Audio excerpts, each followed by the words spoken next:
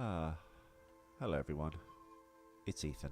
Ethan McKinley, the host of the 2-Minute Terminator, and we are in fact back. I do apologise, I had to take a quick 2-week vacation, which was mainly work. But we have returned. It's episode 39 of the 2-Minute Terminator, where we break down the Terminator films 2 minutes at a time. We're going from minutes 76 to 78, the 2 minutes bridging that gap, and it opens basically with John Connor fighting a Hydrobot. We've all been there, haven't we? And it ends with Marcus Wright disappearing into the night to go and find Kyle Reese. And with that, I bid thee hello to Ellie Fitzgerald, who's returned. Ethan, what are you? I'm a poor soundtrack getter for today's show. It's Jerry Goldsmith's score for Legend. And I feel it's going to be a bit too whiny-schminy and upset the poor listeners as we talk. I actually quoted a part from this particular 2 minutes. You've not seen Legend, have you, Ellie? Yes, I have. It's my first ever Tom Cruise movie. Whoa. Yeah. Which version have you seen? Because the European version, which is like, I think, a 2-hour movie with a more of a downbeat and ambiguous ending, I think. I'll be honest with you, it's been so long since I've seen it. With the Jerry Goldsmith score, and in the panic of previews, because Ridley Scott was like worried people would think it was shit because the test screenings didn't go well, he scrapped it, cut it down to a much more manageable, lowest common denominator viewing kind of like crappy fairy tale. And he replaced the Jerry Goldsmith score, the brilliant Jerry Goldsmith score, with Tangerine Dream's electronic score. Very weird. I don't know. For some reason, I think... Anyway, you're not talking into the mic properly, so let's just say, hit the music. Howdy, stranger. Don't say howdy, stranger, to me.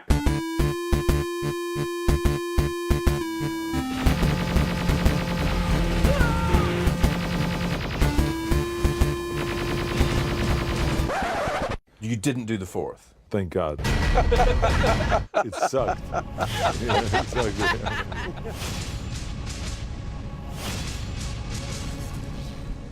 And we're back. Hello, You everyone. got me on a technicality. Yeah, I was away working. Sorry, guys. So I'm. No one afraid cares. Hello I and welcome couldn't- to the 2-Minute Terminator. Shut up, Ethan. I've been having fun throwing...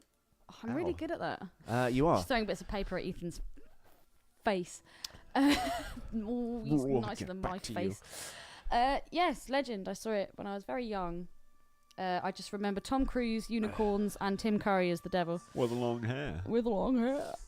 Yeah, Tom does look so much better with long hair. You think? Yeah. Name some Tom Cruise films with long hair. Well, Legend, Last Samurai. The Last Samurai. The Housewife's Choice. Ooh. There's another one as well where he's got long hair. I swear. Mission Impossible 2. Mission Impossible 2.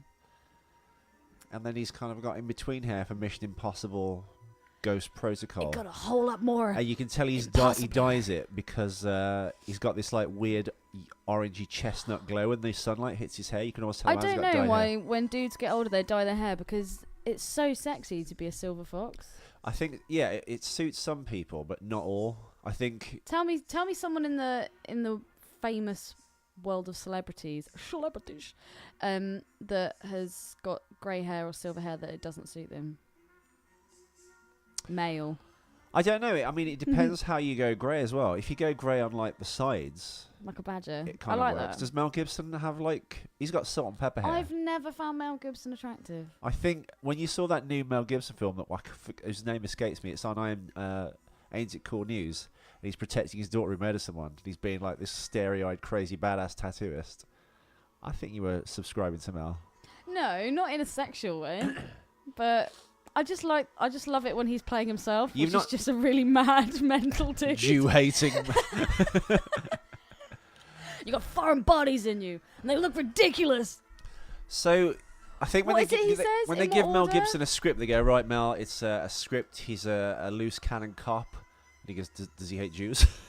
can we work that into the What? script? What's it he says in the tapes about his Your tits, they look stupid. I mean, No, about they her got foreign bodies in there. I blowing mean, him. keep them if you want to. Oh, you should just smile and blow me. in that order? I saw your friend. She was making eyes at me. She didn't blow me in a second. I should have said, just blow me, bitch. What we If you learned from the haven't Mel ever heard if the you Mel haven't heard the Gibson Mel tapes. Gibson tapes when his life's completely unraveling and he's screaming it at that Listen to Osaka. listen to it with the Patrice and Opie and Anthony Yeah, kind of listen to the commentary. Opie and Anthony commentary. I think It's I've amazing. posted that so many times in the notes of these shows. Well, if you haven't heard it, listen to it. It's It's- pure it is- gold. It is amazing. Why anyone hates Mel after that, I have no idea.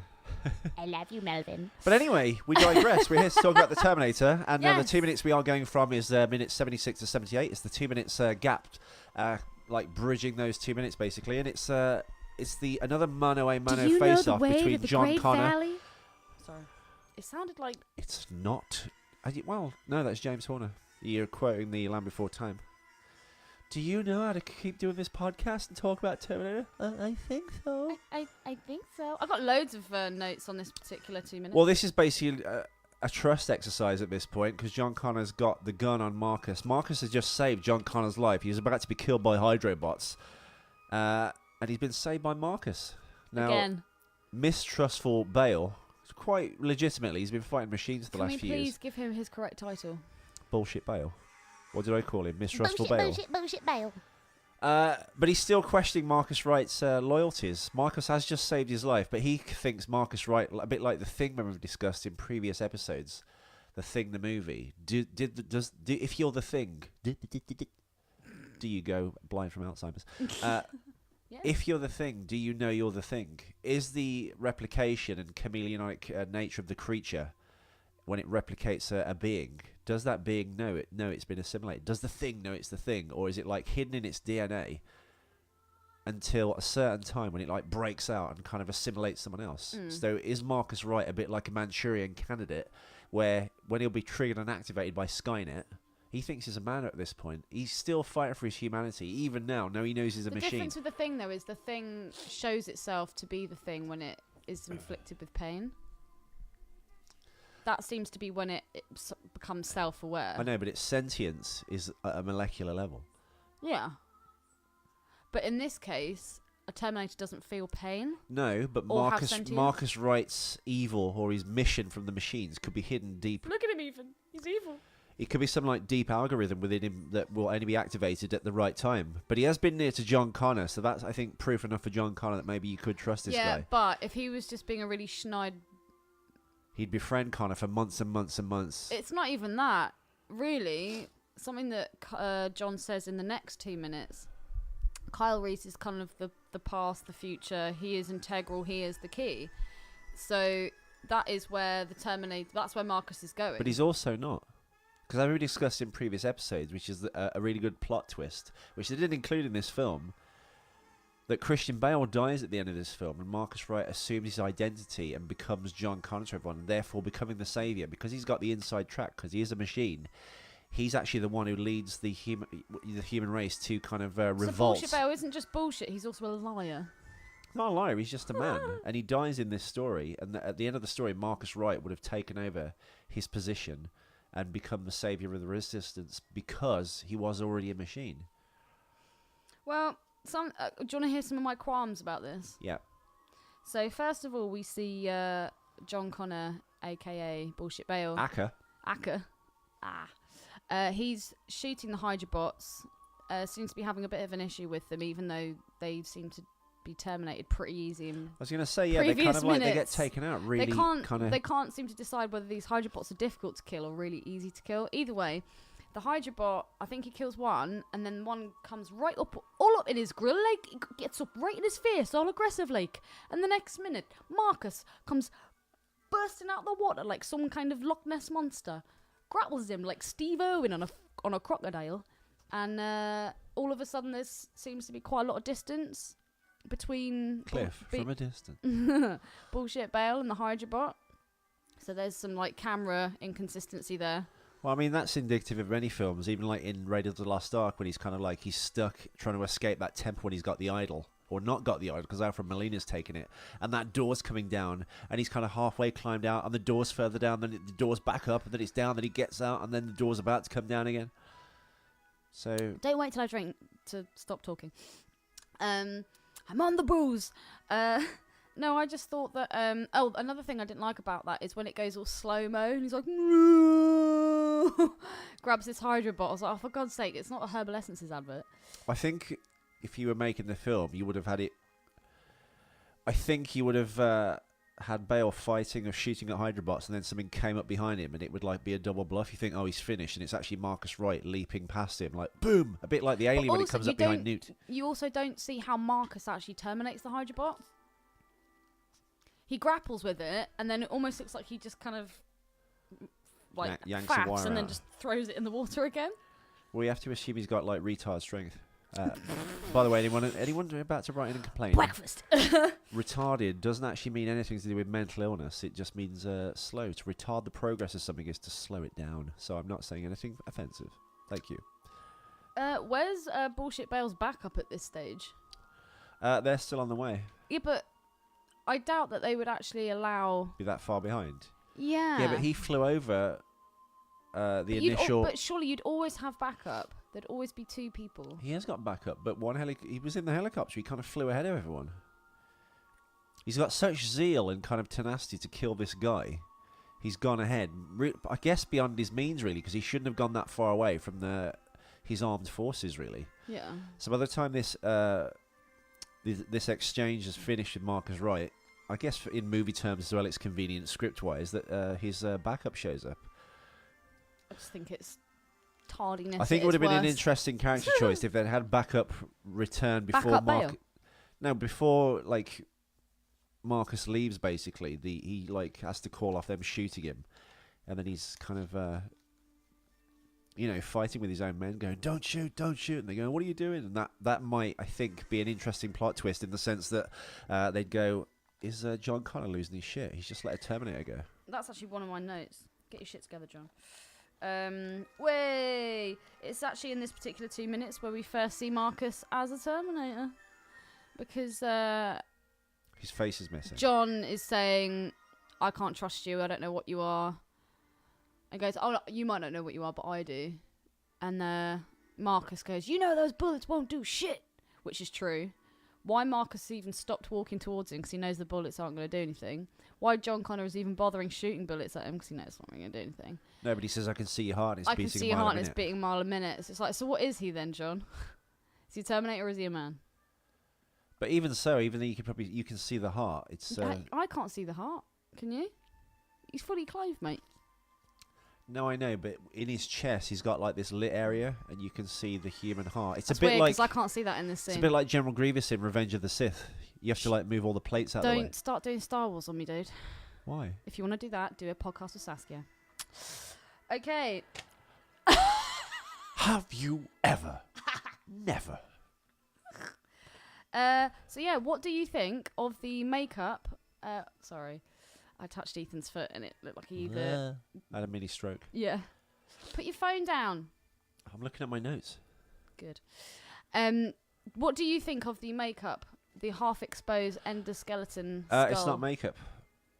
All right, what do you think of this look? My take on it is... I like it. I like it, but it's so... I guess it's kind of like... It seems more advanced even than any Terminator we've seen so far, because it's like so close to the skin. I mean, it looks so good because it's the digital... It's digital makeup. He's wearing like a blue or green screen like bit on his face. They've just added the special effects. I think it looks good.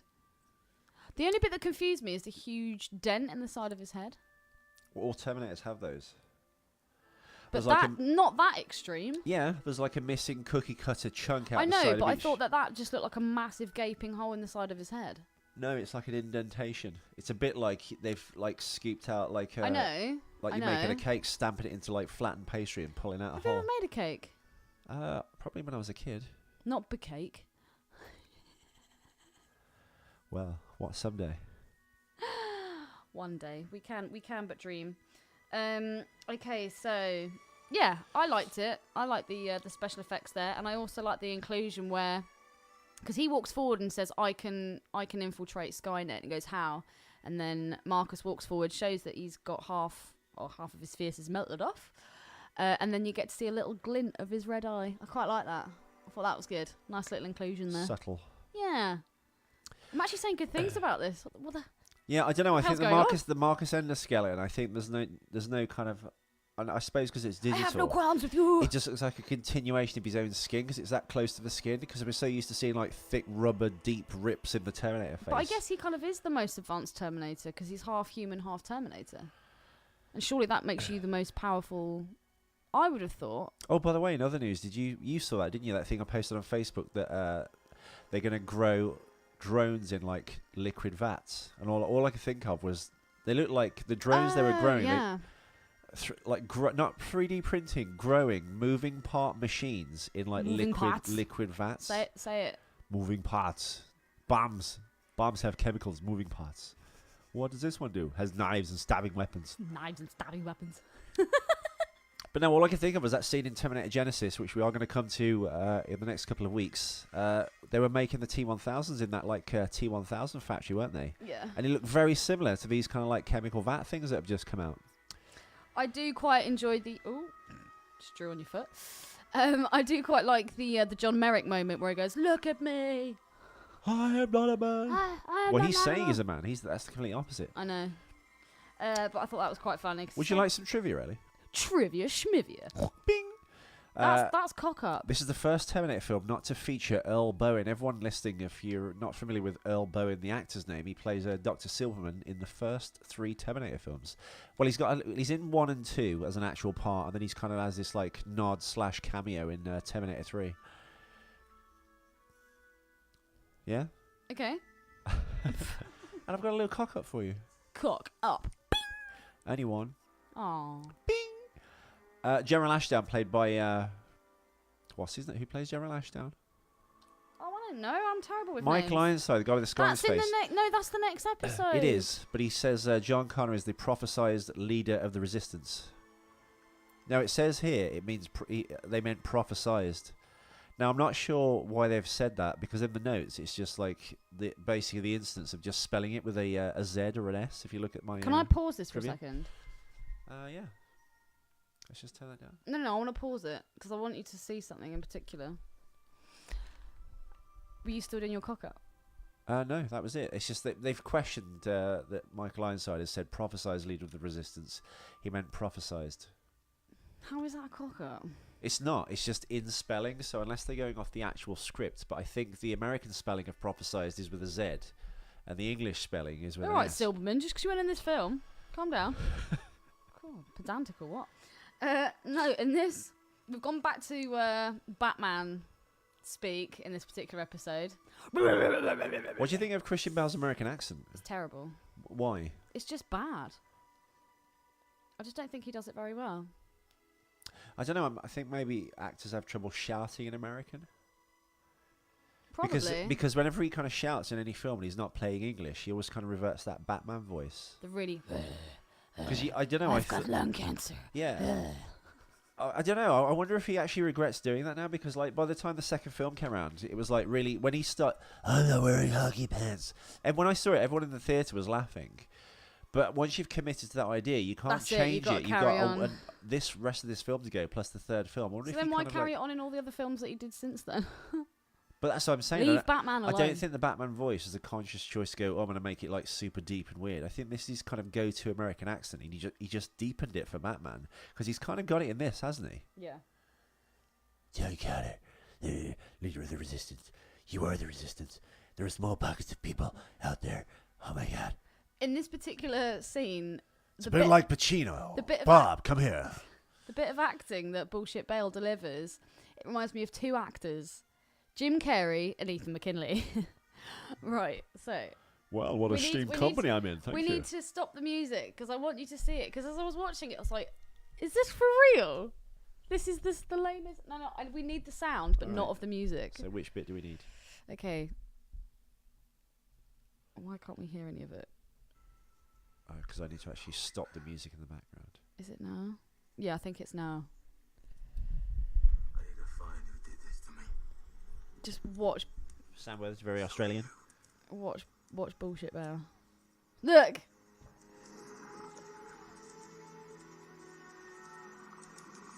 How does that mean? Wait. You get me. You tell me Wait for it. where I can find galleries.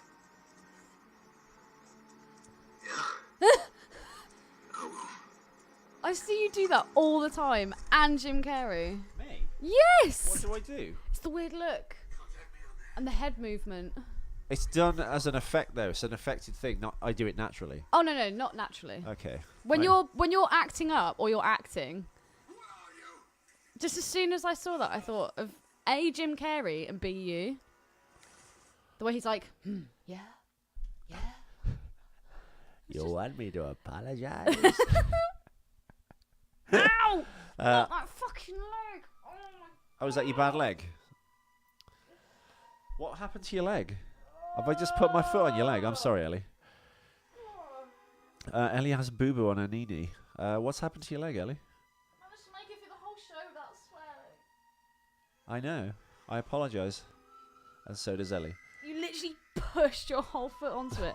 Well, Basically, what, I've is it a bite? smashed. I've smashed my shin on Ethan's moped.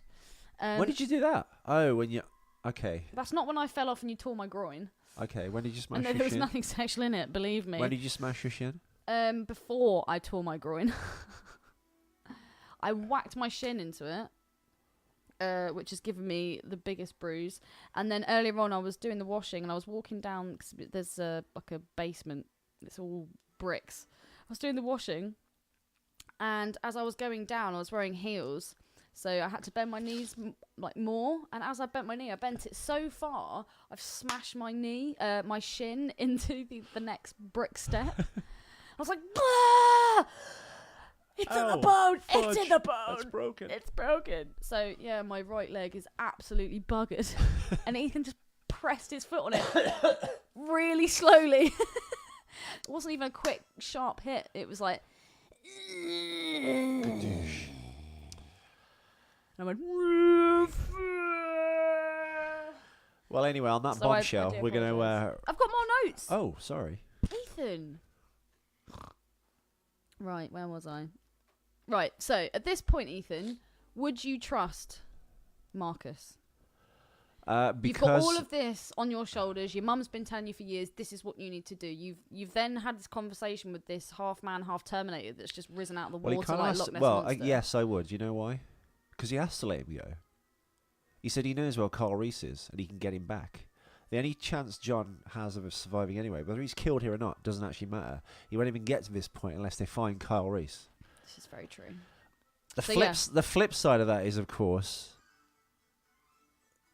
this machine, if it does think it's human, maybe it's an ally they can use. I mean, either way, it's a kind of win-win. It's a win-win. This bit confused me a little. He's also got the bargain from him that he's going to get him into Skynet and let him in, basically. If there are Hydrobots, they're the ones that can function in water, yeah? Yeah. So what about normal Terminators? Do they function in water? Yeah. It's all the same stuff. I just think Hydrobots are kind of adept at actually swimming. Oh. Yeah, but Marcus quite clearly can swim in this. And each Terminator, I guess, is adapted for its own environment. Because I was wondering if there'd be any kind of detriment to the endoskeleton, or because obviously he's now pretty much exposed. Could water actually damage a Terminator? I wouldn't have thought so. Because if it's wrapped in flesh and liquid and blood and God knows what, no. Okay, then my second question is, the piece of kit that John Connor throws to Marcus, he says, "Contact me on that." Would that not be broken in water? Waterproof Terminators. Yeah. That would get broken. Yeah. Because then we see this amazing bit where Marcus walks really slowly backwards into the water. And as soon as I saw that, I was like, "Get back in the sea!" Maybe this is a question for one of our listeners. Are American military radios and communication devices That sounds like waterproof? E.T. Sorry. Carry on. Yeah, I wanted to know if that electrical device would actually work once it had been submerged in water. So I don't think he'd actually be able to contact John Connor to say, "Found Kyle," because it'd be broken. What else have I got? Yep, the bit where he slowly walks backwards into the water. I thought that was hilarious. He's like, hey. Why do it slow-mo? Do you think he's being sexy? I was confused as to, John Connor's kind of finished at that point when Marcus jumps out of the water to grab the Hydrobot. And also, once John Connor lets Marcus go, he's given him the device to contact him when he finds Carl Reese. He's doing his slow moonwalk back into the water. And then John Connor goes, "What are you?" It's like, dude, we've just covered this. You let him go. He's going to do your bidding. Just get your shit together, man. Just one last question. What are you? has And he to get just the goes, I don't know. He has to get the last word. What if you don't like the last word? You want to say it again? And they are all my notes. Well, excellent. Well, thank you all for listening, everyone. We shall return with more philosophizing and breaking down and the nibbling at the metallic teat of the Terminator franchise. We'll return with episode 40. We've hit the big 40. That means we've got about 15 episodes to go. And we're well on our way to running out of episodes and beyond to Terminator. Rowdy people. Find us on Twitter. You can find us on Twitter. Facebook. Facebook. I was about to say Fatso. You can find us on Fatso. Fet Life. Oh, God. I wonder if there's a fetish for, like, Terminators. Probably. Not robots, I mean actual Terminators. Oh, well, there's Terminator porn. Oh, of course, yeah, but no. We did an episode on it. Yeah, but it wasn't Season a robot, 2. though. It was the human version. It wasn't. No, we will in fact be back tomorrow with another episode. There's going to be we're going to keep knocking them out now, and then we'll have a quick break while I get the cock-ups for Terminator Genesis, because I failed to do them 3 months ago after wiping the entire notes, and then I had to redo them. But yeah, thank you for your loyal support so far. Apologies for there's not been a show for the last 10 days, but I was in repose. Ethan has been working very hard. Yes, but Ellie's about to start working very hard, so we're going to face a new challenge in getting the show. You know what? I think we were more consistent with shows when you were actually working as well, right? Yeah, because I have a set routine and I know exactly what I'm doing. I'm not like airy-fairy, well, I don't know whether I'm coming or going. But yeah, Terminator Genesis is set to start in about 3 weeks. But in the meantime, we shall be back with episode 40. Yes, that means we don't have to do Sarah Connor Chronicles. Yay! No, it does. After Terminator Genesis, Let's we're do going to Genesis first, and then I'm going to shoot you. No, but So we never have to do technically, in the timeline, we should do Sarah Connor Chronicles. No, but we're doing films. And I understand it's a good series. I don't care. And we wouldn't be doing the minute by minute. We'd do an episode per show. So you could do it weekly for about 12 weeks or 10 weeks and do the Sarah Connor Chronicles. Okay, but can we do Genesis first? Okay. Let's do all the films, and then we'll cover TV. Okay. Awesome. Anyway. Hasta la vista. Baby. Wow. Oh, I can say the last thing? Whee! No. Shut the fuck up. Shut the fuck up. Shut up if you can't take a joke. You are trashing my scene. Shut the fuck up, would you? Shut the fuck up. Shut up if you can't take a joke. And I ain't walking on this set if you're still hired. Shut the fuck up. Shut the fuck up. Shut up if you can't take a joke. I'm fucking serious. Shut the fuck up. Shut the fuck up. Shut up if you can't take a joke. You are trashing my scene. What don't you fucking understand? What don't you fucking understand? What don't you fucking understand? What don't you fucking understand?